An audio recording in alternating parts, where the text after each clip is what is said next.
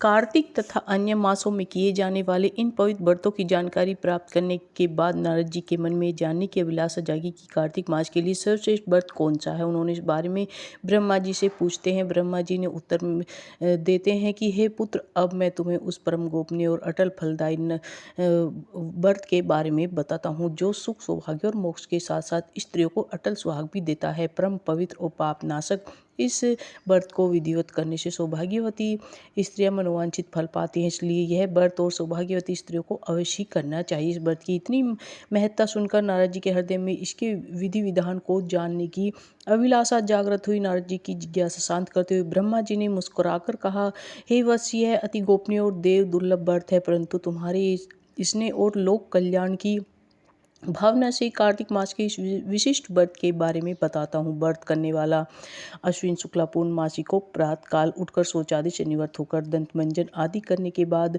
2 नदियों के संगम, नदी, सरोवर, कुंड अथवा कुएं पर या फिर घर में ही स्नान करे। व्रत के एक दिन पहले सिर नहीं धोए और व्रत वाले दिन विधि पूर्वक स्नान करे और पवित्र भावना से विधाता का स्मरण करे तथा व्रत का संकल्प ले। इस प्रकार करे, हे जगत के रचयिता और कर्ता, आप कृपा करके मेरे पतिदेव की रक्षा तथा मेरी संतान की वृद्धि कीजिए। और फिर सूर्य जाप करके सूर्य को नतमस्तक प्रणाम करे। उस दिन सुंदर वस्त्र और आभूषण धारण करे।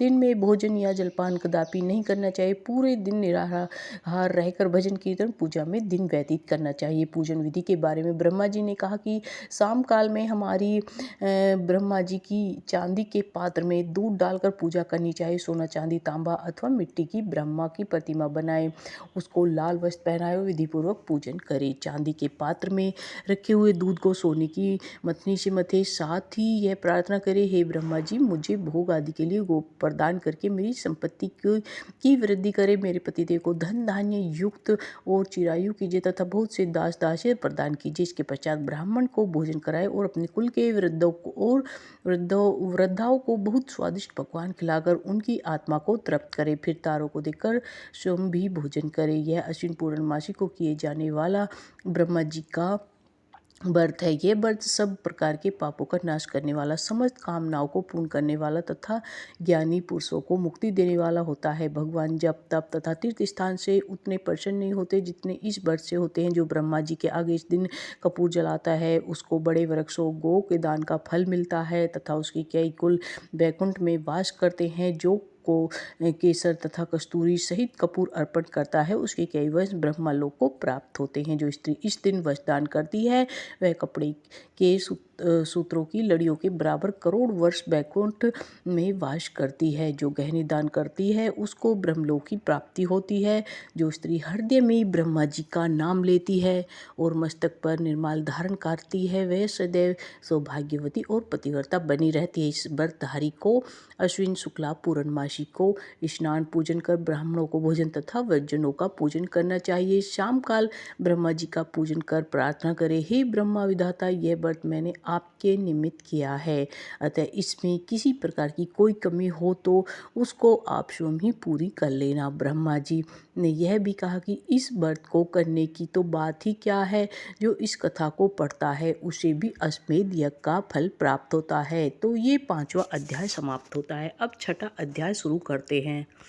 सूत जी ने ऋषियों से आगे कहा, ब्रह्मा जी से अब तक की 5 अध्यायों में विभक्त कथा सुनकर श्री नारद जी गदगद हो गए। ब्रह्मा जी को प्रणाम करके विनम्र भाव से बोलते हैं, हे पितामह, अब कृपा करें कार्तिक मास के माध्यम का विस्तार पूर्वक वर्णन कीजिए। नारद जी के मुख से यह सुनकर ब्रह्मा जी बोले, हे पुत्र, तुम उदार और सभी प्राणियों का भला चाहने वाले हो, इसलिए मृत्यु लोक के निवासियों के भले के निमित्त ऐसे ऐसे प्रश्न पूछ रहे हो।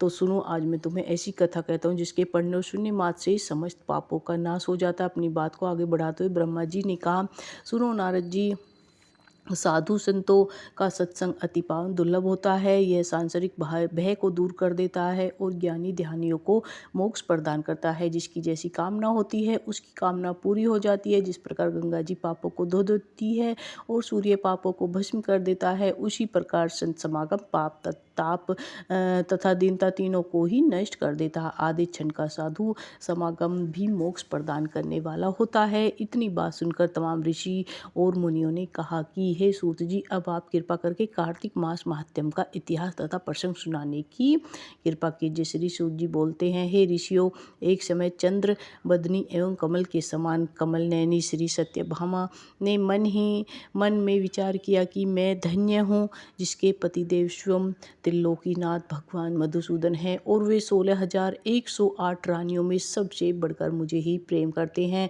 जिस कल्पवृक्ष की पृथ्वी पर बसने वाले प्राणी बात तक नहीं जानते, वह कल्पवृक्ष स्वयं मेरे आंगन में लगा हुआ है। ऐसा विचार कर सत्यभामा ने श्री कृष्ण भगवान से कहा, हे प्रभु, मैं आपसे एक बात पूछती हूँ। आशा है कि आप मेरे हित के लिए मेरी इन बातों का उत्तर देने की कृपा करें। सत्यभामा की ये बातें सुनकर भगवान श्री कृष्ण सत्यभामा का हाथ पकड़कर कल्प वृक्ष के नीचे ले जाते हैं। भगवान ने कहा, हे सत्यभामा, मैं अपनी सभी रानियों में तुम्हें ही सबसे प्रिय मानता हूँ। मैंने तुम्हारे स्नेह के वश सुरराज इंद्र से विरोध करके यह कल्पवृक्ष स्वर्ग से लाकर तुम्हारे आंगन में लगा दिया। मैं तुम्हारे लिए न देने वाली अदेय वस्तु भी दे सकता हूँ और अकथ्य यथार्थ न कहने वाली बात भी कह सकता हूँ। अब यदि तुम मुझसे गुप्त बात पूछोगी तो मैं तुम्हें वह भी बता दूंगा। भगवान श्री कृष्ण की बात सुनकर सत्यभामा गदगद होकर बोली, हे स्वामी, यदि आप मुझसे इतने प्रसन्न हैं तो मुझे बताने की कृपा कीजिए कि मैंने पूर्व जन्म में ऐसा क्या शुभ काम किया था जिससे मुझे आपकी अर्धांगिनी बनने का सौभाग्य प्राप्त हुआ और आपके साथ गरुड़ पर बैठकर ब्रह्मलोक तथा इंद्रलोक में जाने आने का अवसर भी मिला। हे नाथ, पूर्व जन्म में मैं कौन थी तथा किसकी कन्या थी, सो आप मुझे विस्तार पूर्वक सुनाने की कृपा करें। सत्यभामा की ये बात सुनकर भगवान श्री कृष्ण जी मुस्कुराकर बोलते हैं, हे सत्यभामे, मैं तुमको समस्त वृत्तांत विस्तार पूर्वक सुनाता हूँ। तुम एकाग्र चित्त होकर सुनो। सतयुग के अंत में मायापुर नगर के अत्रिकुल में देवशर्मा नामक 4 वेदों, 6 शास्त्रों तथा 18 पुराणों का ज्ञाता एक ब्राह्मण रहता था। वह भगवान सूर्य नारायण का अनन्य भक्त और रात दिन अतिथियों की सेवा में लगा रहता था। उसके कोई संतान नहीं थी। फिर बड़ी आयु में कन्या हुई जिसका नाम गुणवती रखा गया। देवशर्मा ने अपने एक शिष्य जिसका नाम चंद्र प्रकाश था के साथ अपनी कन्या गुणवती का विवाह कर दिया। चंद्र प्रकाश अपने ससुर की पिता के समान सेवा करता था। एक दिन देवशर्मा अपने दामाद को साथ लेकर लकड़ियां काटने को वन में चला जाता है। वन में उन्होंने इधर उधर फिरते हुए एक भयानक राक्षस को देखा। उसको देखकर उन दोनों के हाथ पैर फूल गए और भागने में असमर्थ होने के कारण वे दोनों उस राक्षस के हाथ से मारे गए।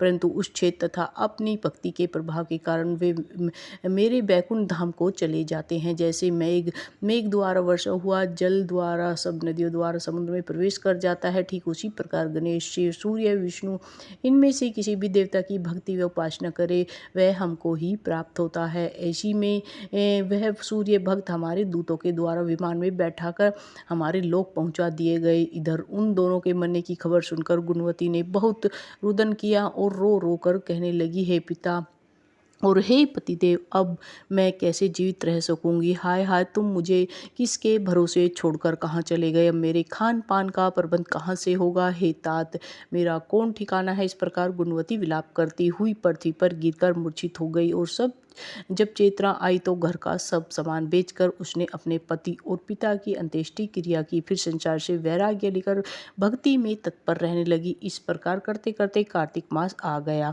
तब वह विधि विधान से कार्तिक मास का स्नान करने लगी और साथ ही साथ एकादशी का व्रत भी करने लगी। यह दोनों ही व्रत भगवान को अति प्रिय हैं तथा मुक्ति और ऐश्वर्य प्रदान करने वाले होते हैं। हे प्रिय, कार्तिक मास में तुला के सूर्य में जो प्रातःकाल स्नान और जागरण तथा दीपदान करता है उसके जन्मांतर के पातक नाश हो जाते हैं। जो मंदिर में प्रातःकाल झाड़ू देते हैं तथा भगवान का पूजन करते हैं जीवन मुक्त हो जाते हैं। जो तुलसी के वन की पालना करते हैं वे फिर इस संसार में जन्म नहीं लेते। एक दिन गुणवती ज्वार से यानी बुखार से पीड़ित हो जाती है और ऐसनीय पीड़ा में भी दुर्लभ शरीर होते हुए वह गंगा स्नान को कष्ट सहते हुए हुई गई। स्नान करने को गंगा जी में प्रवेश करते ही मारे शीत के उसका सारा शरीर थर थर काँपने लगता है और वह शिथिल होकर वहीं गिर पड़ती है। उसी समय विष्णु भगवान के दूत सुंदर विमान लेकर और उसे विमान में बैठा कर विष्णु लोक ले गए। यह सब कार्तिक के स्नान और व्रत का ही प्रभाव था। त्रेता युग के पश्चात द्वापर युग आया तो पृथ्वी पर कंस जैसे दैत्यों ने उत्पात किया। उस समय ब्रह्मा आदि समस्त देवताओं द्वारा प्रार्थना किए जाने पर पृथ्वी का भार उतारने को मैंने कृष्ण अवतार धारण किया। उस समय जितने भी हमारे विष्णु गण थे वे मेरे साथ में बादलों के रूप में ग्वाल बाल होकर पृथ्वी पर उतरे। देव शर्मा जो तुम्हारा पिता था वह भी पृथ्वी पर अवतरित हुआ। इस जन्म में देव शर्मा का नाम सत्राजित हुआ और चंद्र प्रकाश पृथ्वी पर जन्म धारण करके इस जन्म में अक्रूर जी हुए। तुम उस जन्म में गुणवती थी, अब तुम ही इस पृथ्वी पर जन्म धारण कर सत्यभामा हुई। कार्तिक के व्रत प्रभाव से तुम हमारी प्रिय हुई और तुमने अजन्म तुलसी के वृक्ष को सींच कर उसका पालन किया। इसी से तुम्हारे आंगन में कल्पवृक्ष है और कार्तिक मास में तुमने जो दीपदान किया था इसी से तुम्हारे घर में लक्ष्मी का प्रकाश है। कार्तिक मास में व्रत आदि करके जो तुमने काया कष्ट सहन किया था उसी से तुम मेरी अर्धांगिनी हुई हो। जो कोई कार्तिक मास में व्रत आदि करता है वह मुझे तुम्हारे ही समान प्रिय होता है। हे प्रिय, अन्य दूसरे जप तप यज्ञ दान आदि कार्तिक मास के 16वें भाग के बराबर भी नहीं होते हैं। तो छठा अध्याय समाप्त होता है। अब